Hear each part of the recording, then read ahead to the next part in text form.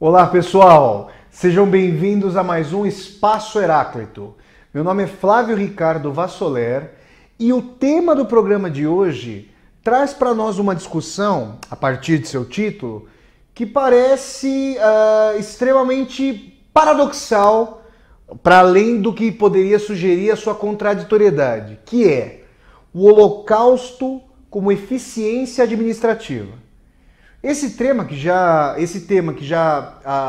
causaria arrepios em quaisquer pessoas que o ouvissem, traz para nós, na verdade, uma chave de interpretação dessa experiência fulminante que foi o Holocausto judaico, o Holocausto russo, o Holocausto dos homossexuais, o Holocausto das testemunhas de Jeová, o Holocausto dos poloneses, ao longo da experiência do Terceiro Reich, do regime encabeçado pelo Hitler, o nacionalsocialismo, na Alemanha durante a Segunda Guerra, na verdade, de 1933, quando o Partido Nacional Socialista chega ao poder, até 1945, com a derrocada completa, a capitulação total da Alemanha diante dos aliados, culminando no fim da Segunda Guerra Mundial, ali no Atlântico, que é o fim da Segunda Guerra no Pacífico, se daria 2 meses depois, 3 meses depois, com a capitulação incondicional do Japão, após os eventos tétricos, que também possuem uma lógica administrativa parelha do Holocausto, eventos esses que marcaram os lançamentos das bombas atômicas sobre as cidades de Hiroshima e Nagasaki. Muito bem, a gente tem aqui o Holocausto como eficiência administrativa. E para nós chegarmos à completude, na verdade, um esboço de completude, porque, dado o nosso tempo, esse programa poderia se estender como um debate extremamente pormenorizado, ao longo de toda a historiografia do Holocausto, ao longo de todas as reflexões histórico-filosóficas que foram feitas a respeito da temática, mas para que nós lancemos mão de um caráter introdutório da noção de aproximação entre o Holocausto e a eficiência administrativa, é preciso que nós tenhamos em mente que a lógica que preside a modernidade, ou seja, a ascensão fundamental do capitalismo, e não apenas a ascensão como a expansão e a consolidação do capitalismo, como sistema reprodutor de mercadorias, mas obviamente não só, como um sistema que forja o horizonte de expectativas e estabelece o ethos dos valores que as pessoas compartilham no dia a dia, é preciso que nós falemos então sobre a lógica de meios e fins, a lógica teleológica, a lógica utilitária, aquela que visa a maximização das satisfações pessoais, posto o indivíduo no plano do ego a maximizar suas satisfações, a referendar a lógica de acúmulo e de reprodutividade com vistas a mais coisas, mais relações, mais prazer. Essa lógica é calcada, sobretudo, por um tipo de relação entre as pessoas e entre as coisas e as pessoas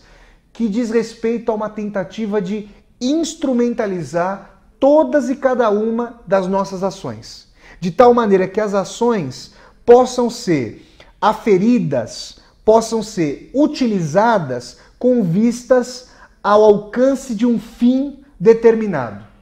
Fim determinado que muitas vezes se volta contra o próprio meio, ou seja, na busca infinda por mais prazer, por mais dinheiro, por mais acumulação, meios e fins se confundem. É como se o fim de um acúmulo de dinheiro fosse um fim em si mesmo, que nos transformasse, na verdade, a nós, em um meio desse processo tautológico, reiterado, cíclico de mais acumulação. Essa lógica de estabelecimento de meios com vista a fins baliza, em grande medida, se não na totalidade, a gente deveria falar em alguns tipos de exceções a essas relações, até como tentativa de expectativa e esperança, em face desse totalitarismo da utilidade, mas esse tipo de lógica baliza as nossas relações até o mais recôndito daquilo que nós consideramos vida privada. E, na verdade, essa colocação do privado em contraposição ao público diz respeito também a uma tentativa de resguardo do que seria a vida privada, como se sua lógica não se pautasse efetiva e objetivamente pelos mesmos princípios que norteiam a competitividade brutal da vida pública.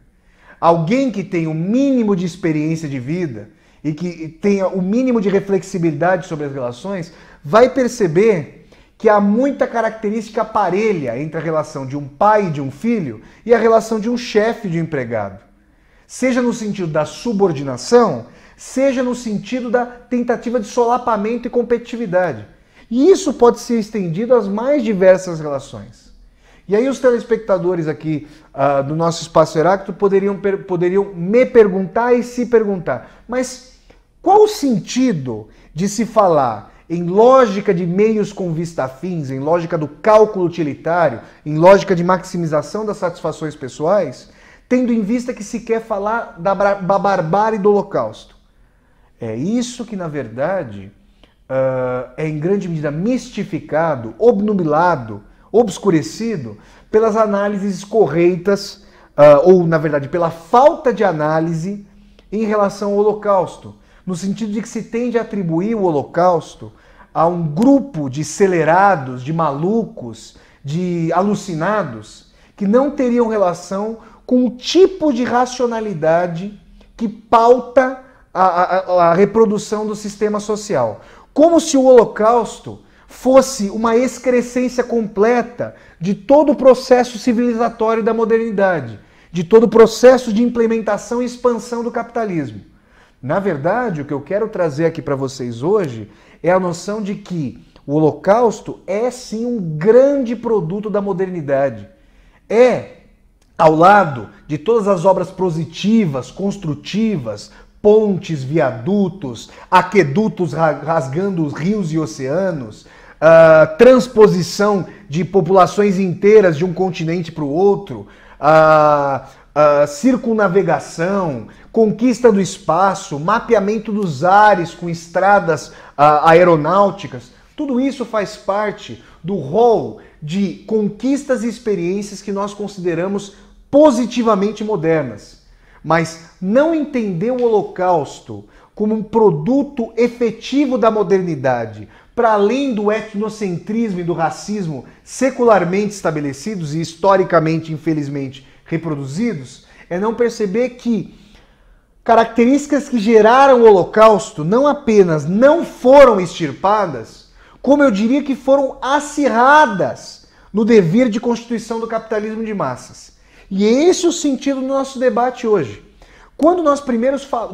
falamos aqui sobre o princípio de maximização das satisfações pessoais, embasado pela lógica teleológica de meios e fins, nós chegamos à noção de que os campos de concentração, a direita, ou seja, nazistas, e a esquerda, ou seja, os campos de trabalho forçado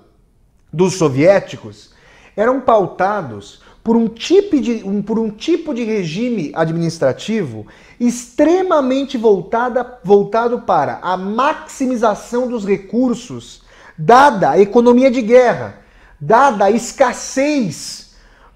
de recursos que afluíam. Então, um princípio basilar para que nós entendamos o tipo de administração que pautava essas engrenagens de repressão era justamente a noção de eficiência e liquidez. Administrar um recurso que vinha a princípio com caos ou com um tipo de regência em meio à lógica de recursos escassos. Tendo em vista esse aspecto, eu diria que aqueles que já visitaram campos de concentração nazistas, por exemplo, aquilo que restou deles, como eu já estive ao norte de Berlim, quando eu passei em Berlim entre 2006 e 2007, fins de 2006 e 2007, eu vivi um mês ali em Berlim, e ao norte de Berlim existe, na verdade, um dos primeiros campos de concentração, se não o primeiro, que é o campo que fica ao norte de Berlim, chamado Sachsenhausen. E o Sachsenhausen foi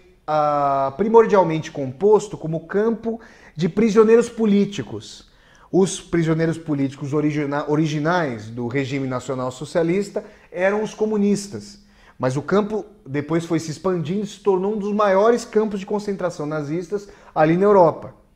E também fui até o museu, fui até onde hoje se localiza o Museu de Auschwitz. Auschwitz I e depois Auschwitz II, Birkenau. Quem já viu ali o filme espetacularizado do Steven Spielberg, falando a lista de Schindler, em que o trem chega até o campo de concentração, Auschwitz II, Birkenau, e entra através do portão. Esse é o campo de concentração de Auschwitz II, que fica a aproximadamente 3 quilômetros de Auschwitz I. Auschwitz, que na verdade é o nome germanizado da cidade de Oświęcim, em polonês, fica a aproximadamente 1h30 de trem ali de Cracóvia, belíssima cidade de Cracóvia, cidade medieval de Cracóvia. Então, quando eu fui até esses campos de concentração, ao invés de eu me deparar com estruturas caóticas, carnificínicas, um aglomerado de instâncias que na verdade são contraditórias entre si e demonstram a crueldade, o sadismo das matanças organizadas, ou na verdade desorganizadas, aquilo com que eu me deparei não poderia ter sido mais distinto do caos. Aquilo que eu encontrei foi um princípio administrativo extremamente organizado que, ao invés de produzir mercadorias em série, produzia a chacina em série, que não deixava de passar pela mesma lógica de esteira de produção pela qual se pauta uma indústria na contemporaneidade e desde a formação do capitalismo com as suas transformações. É interessante pensar que a relativização completa dos valores, em termos de coexistência ética, o caráter de completa ausência de freios e limites para pautar uma relação ética do hedonismo, da maximização das satisfações pessoais, de tal maneira que tudo e todos orientem as nossas ações para alcançar determinado fim e instrumentalizar aquilo que seja. É interessante que essa mesma lógica que gera eficiência administrativa, redução de custos, faço um parênteses, que efetivamente pode significar desemprego em massa. Isso já está pressuposto na lógica de desenvolvimento do capitalismo e foi empregado de maneira ampla e otimizadora em Auschwitz, em Dachau, em Treblinka, em Sachsenhausen, em Chelmno, nos mais diversos campos de concentração espalhados pela Europa. Eu digo isso a vocês por quê? Porque aquilo que pauta o exorcismo do nazismo como algo completamente distinto da lógica de desenvolvimento regular e tida como normal da sociedade, na verdade esconde uma contiguidade profunda entre uma lógica de meios e fins que pode ser aplicada para não importa o objetivo, para quaisquer objetivos que se tenham em mente. E nesse sentido, se o insumo básico da indústria do Holocausto for um ser humano, ou na verdade forem milhões de seres humanos, isso não fará diferença para o tipo de organização burocrática administrativa que vai fazer com que o campo cumpra suas demandas produtivas, em termos de eliminação física e incineração dos corpos. Quando vocês forem a Auschwitz ou visitarem um campo de concentração, eu falo de Auschwitz porque é o campo que ficou mais paradigmático, a ponto de em 5 anos de produção, vou usar esse termo nefasto para esse contexto, mas que tem toda a relação com o tipo de discussão que a gente vem fazendo aqui. Quando vocês se dão conta de que Auschwitz, ao longo dos seus 5 anos de produção, exterminou 1,5 milhão de seres humanos, aproximadamente, vocês percebem que a correlação entre meta global e meta anual, mensal, semanal e diária era extremamente entrecruzada de tal maneira que a eficiência era medida e premiada quando de sua otimização. Quando vocês encontram salas e mais salas em Auschwitz compartimentalizadas em termos de óculos em determinada sala, muletas e próteses em outra sala, bolsas e mochilas em uma sala terceira, cabelos retirados dos prisioneiros e depois dos eliminados em outro compartimento. Quando nós nos damos conta de que todos esses insumos eram de maneira alguma desperdiçados, mas reaproveitados com um tipo de economia de guerra que visava a maximização específica e abundante de todos esses materiais em termos de reaproveitamento da economia de Auschwitz. Nós entendemos que a economia que gere as relações intersubjetivas da reprodução do nosso sistema social pautava como modelo, como estudo de caso efetivo, ou como um caso de eficiência administrativa, o campo da morte.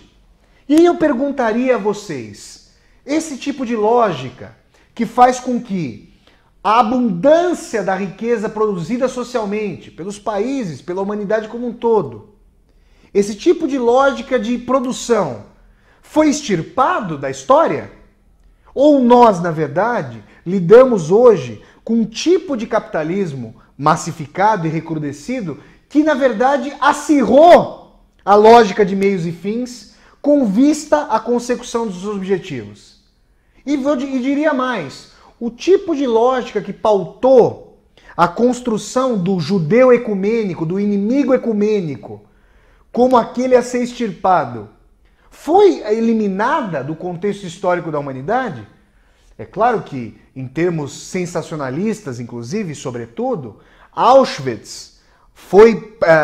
proscrito como uma experiência sem igual na humanidade. E ela tem peculiaridades da modernidade, como eu venho dizendo aqui para vocês, que mostram que seria muito difícil a consecução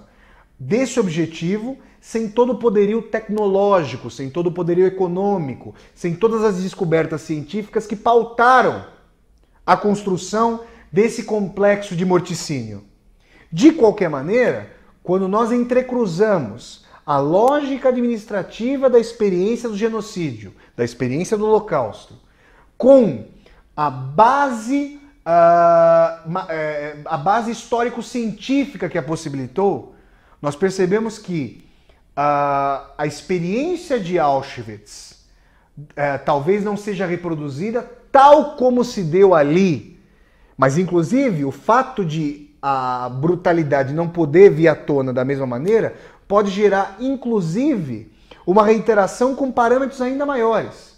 Eu vou terminando aqui esse bloco, mas antes de chegar ao término, eu gostaria de lembrar a vocês que aquilo que se deu em Ruanda, um país africano que comportou um genocídio terrível das etnias, da etnia Hutu, da etnia Tutsi pelos Hutus, um genocídio da ordem de 800 mil pessoas em um mês, coisa de um mês, 40 dias, é um exemplo que nos mostra que a atuação do genocídio e a aplicação de práticas de isolamento, guetização, escoamento e morticínio fazem parte de um tipo de administração que, se não foi fundada em Auschwitz, porque traz as demandas industriais que perpassavam o capitalismo, na verdade foi otimizada em Auschwitz. E o fato de os nazistas terem perdido a guerra é que faz com que, de certa maneira, o estigma não transforme o Holocausto em um estudo de caso para cursos de MBA. Mas a gente vai prolongar essa discussão no nosso segundo bloco para trazer exemplos concretos ali de Auschwitz para nós entendermos a contiguidade entre a lógica do morticínio e o caráter de administração das empresas na nossa sociedade. A gente faz agora um rápido intervalo e voltamos daqui a pouco com o nosso Espaço Heráclito. Até já!